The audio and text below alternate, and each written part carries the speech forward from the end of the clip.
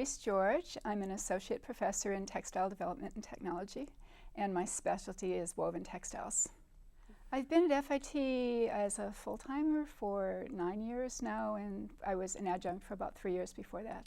What I love about FIT is the crossroads of people who come through here, which is really where diversity comes in. But it's the center of the former garment district, but now it's the center of the global fashion and textile industry. At first, I just became aware of events that the Diversity Council was sponsoring, like the dance event, and I'd see talks. Like I remember a Frida Kahlo day that was up in the Student Center, and it was a mixture between the art history department, art department, and photography students, and it just seemed like such a wonderful way for students to look at one issue from many different sides. I became very interested in becoming part of the council, as opposed to, because it's a way to bring the whole community together. It's not just student-centered, it's not just faculty-centered. Well, I think it's done tremendous amount of work in showing just how many different types of people and points of view we can possibly have in our daily encounters. As a student myself, I've studied globally. I was an exchange student to Sweden in high school. When I graduated from college, I spent most of a year traveling through India and the Near East. So I had the experience as a young student and a young person growing up in the Middle Western United States of constantly being surrounded by people who were human beings. I felt attracted to them as humans, but I did not understand their culture. Having been a foreign student myself, I know what it's like to be the stranger in the strange land. So I think the students being involved in the Diversity Council activities, even if they just come to the events and aren't really involved in the council, makes them realize that a lot of people feel like they're not mainstream, like they're missing something. And I think that what the council is doing is to say there's no reason to miss anything. Part of what I've been doing with the council is documenting, or at least making a list of activities that have gone on for the last 10 or more years related to diversity at FIT. And the number of topics that have been touched on and the number of events that have been touched on is really quite staggering. So, yeah, so I think that's been really important, and most people aren't aware of it. And I think that's really the success of it, is that it does its work in such a pervasive and gentle way that it's making the community and the lives of everybody at FIT better without being trumpeting its existence. The council is in many ways a bit of a secret.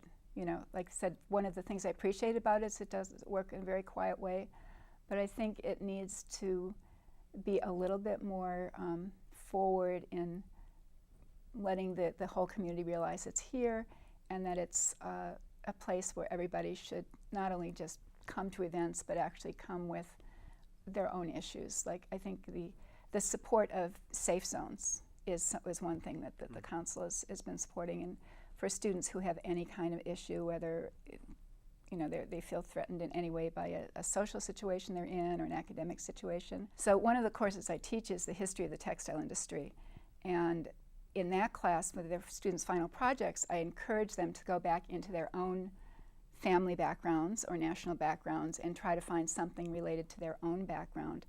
And it's been really interesting, because often students will go back and start to check out their own family history and discover that, oh, their grandfather started a department store in Korea, or their Greek grandmother wove rugs on an island, or their Spanish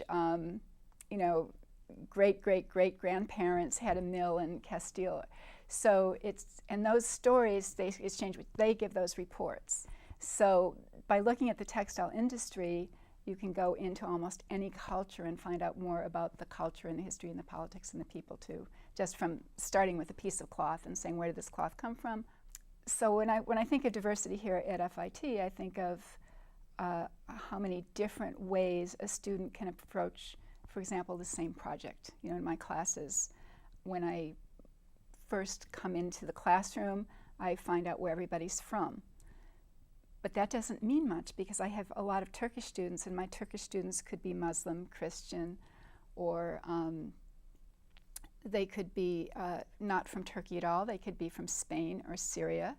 They could be from wealthy families, or they could be from poor families. and they could like each other or they could hate each other. So just within this small segment of Turkish students, I have a huge, diverse range of personalities and opinions and cultural backgrounds. And when I expand that to my other class members, and I look around, I may have 20 or 25 different cultural backgrounds represented in the same classroom. So my challenge as an instructor, and what I appreciate the support of the council for, is finding ways for them all to find a common ground and then work on the common goal. So we have a special project in the second weaving class in my department, textile marketing, and the students develop an upholstery fabric for a theoretical client. And this is something that is a bit of a competition, i.e. 3 of the projects will be woven at a mill that's sponsoring the project, and the students are very, very competitive about who those top 3 are going to be, even though it's not a cash award or a monetary award. So this year when we finished the project, which is now up in the library, I just mounted it yesterday, the 5 top students were from New York and California, which I consider 2 different countries, Brazil, Mexico, and Turkey. And I thought, as proud as I was of their design work, I was so happy that within that class that we touched on so many different cultures, all for the same goal. And I thought that was just a really nice achievement, and kind of not a direct result of the diverse climate at FIT, but it's a result of the support that all of those students feel here, that they all have an equal chance, that they all can come here and get an education, they can all expand their worlds. So I was really, really, really proud of those 5 students and everybody else in the class.